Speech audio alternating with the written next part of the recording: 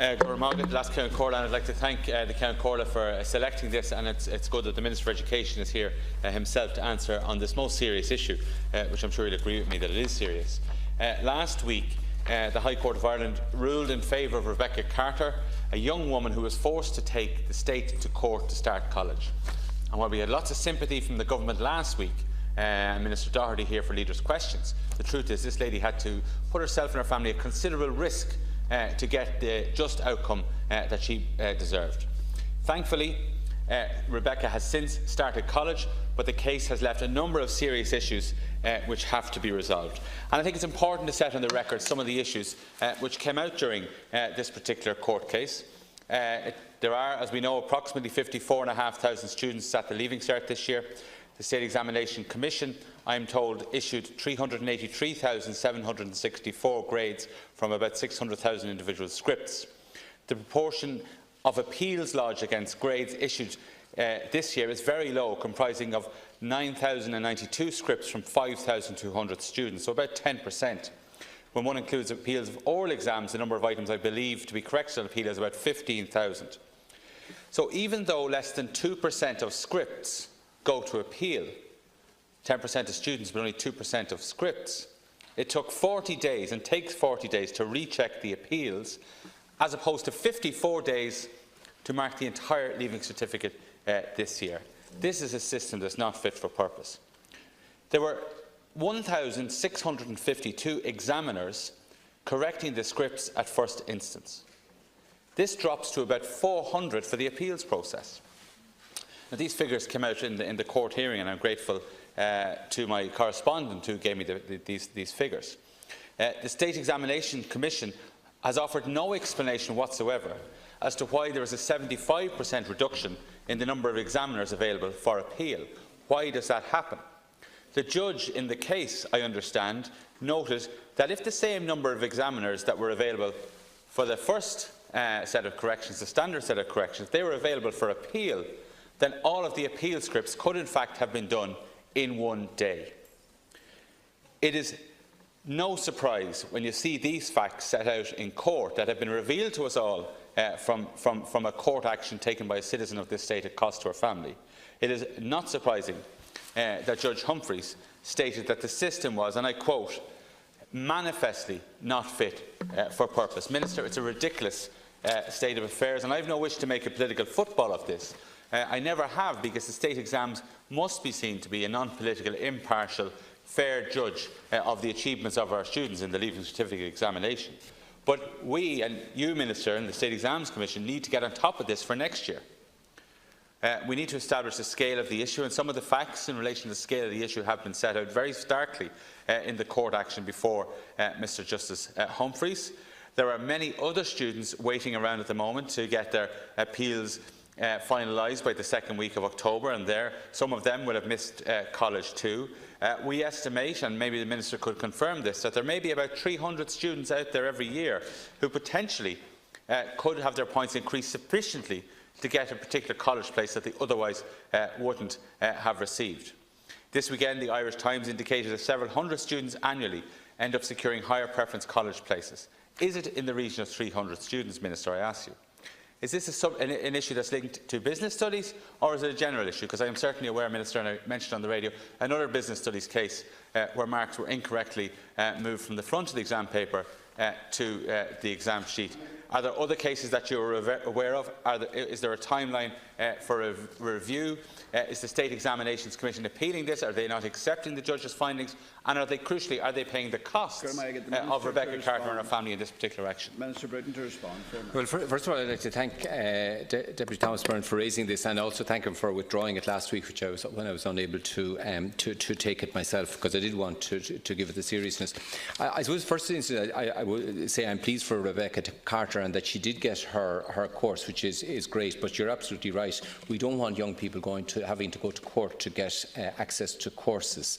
Now, since the ruling was made, as you know, the State Examinations Commission has met. It has arranged for the correction of Rebecca's paper, but it also has indicated to its executive that it wants an urgent review of the timelines involved. So but it is very clear that it's taking its responsibility very clearly here. I have also convened, and this meeting will happen this week, both a meeting of both the State Examinations Commission and the higher education institutions to sit down and find out how we can resolve this. I suppose as a backdrop to this, and I will deal with some of the points you made, one of the key changes that was made this year, as the Deputy probably knows, is that UCD issued a decision that students who, after the 30th of September, got upgrades in the results could not participate in this year's course, and that was a significant change. However, as you rightly say, the case has also revealed long time lags in the appeal process.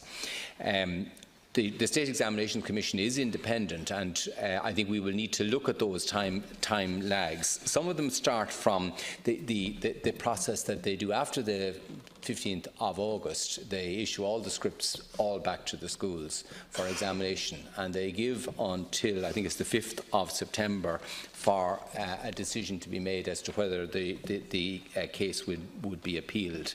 And then they take from the 5th of September to the 10th of October to retrieve the scripts, dispatch them to the examiners, have the examination done.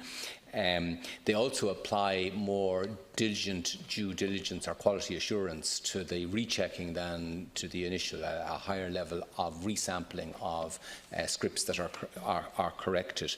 But clearly, while it's absolutely right that they have a robust system, we have to foreshorten the time. I suppose another factor that has been at play here is that increasingly colleges are starting their terms much earlier than they used to. There was a time when colleges didn't start, and the schedule was in line. But I think UCD have a reasonable point to make, that a student starting a course 6 weeks into the course is going to have missed something. So we need to resolve this.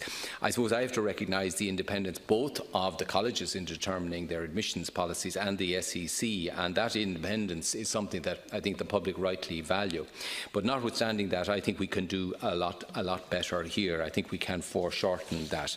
In terms of the turnover of results, you're right. The level this year, the 9,800, that's not low. I mean, that's typical of every year. It's around last year's 9,500 and so on. It runs around the 9,000 mark, and this year 9,800. The upgrades is about 14.5% get upgraded, so about 1,400 get upgrades. And you're right, the figures of people who get offers as a result of this are significant. There would be about 400 who would get offers as a result of the upgrade. The vast majority of them would be take up those offers in the same year.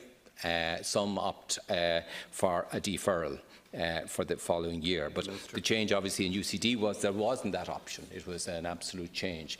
But I think we can do much better here, and I will be working with the two bodies concerned to make sure that we can resolve this over the course. Okay, good. Thank you, Minister. Deputy Byrne. Yeah, thank you, Minister, for clarifying that there are 400 students out there whose course changes and whose possibly life changes as a result of the appeals process. And I have to say, I can well understand why some of the higher education institutes want to get this done as early as possible.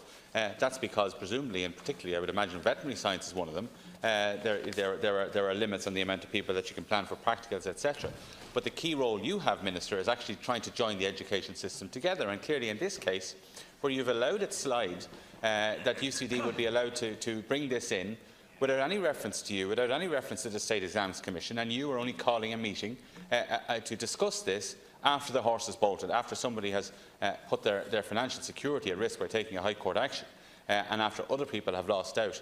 This has happened this year, and we can't blame UCD. The blame really lies with the Minister for not bringing everything together to try and work out a common-sense solution to this.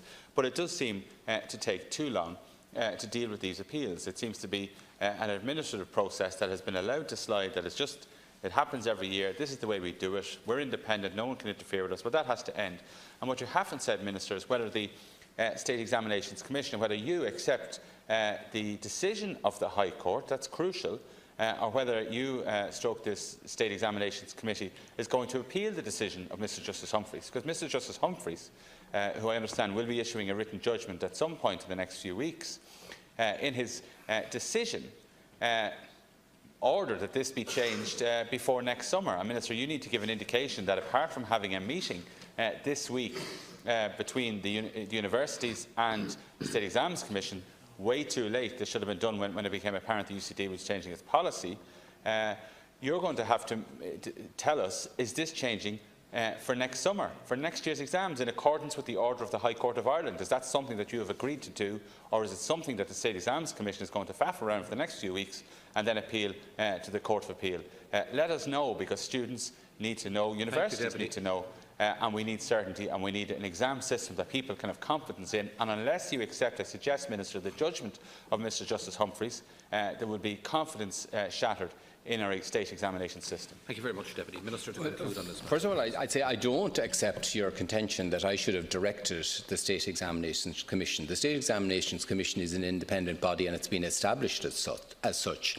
In the case of any exam script where a student can apply for a rectification, and they have criteria as to when they just do a retort and immediately give the result. In other cases, they do not give a rectification, where the issues are more complex and it needs to look within the paper and have an evaluation of the paper. It's absolutely right that it's the State Examinations Commission should make that decision, not me or I mean, well, look back on the blacks. You suggested that they shouldn't be independent and they shouldn't be.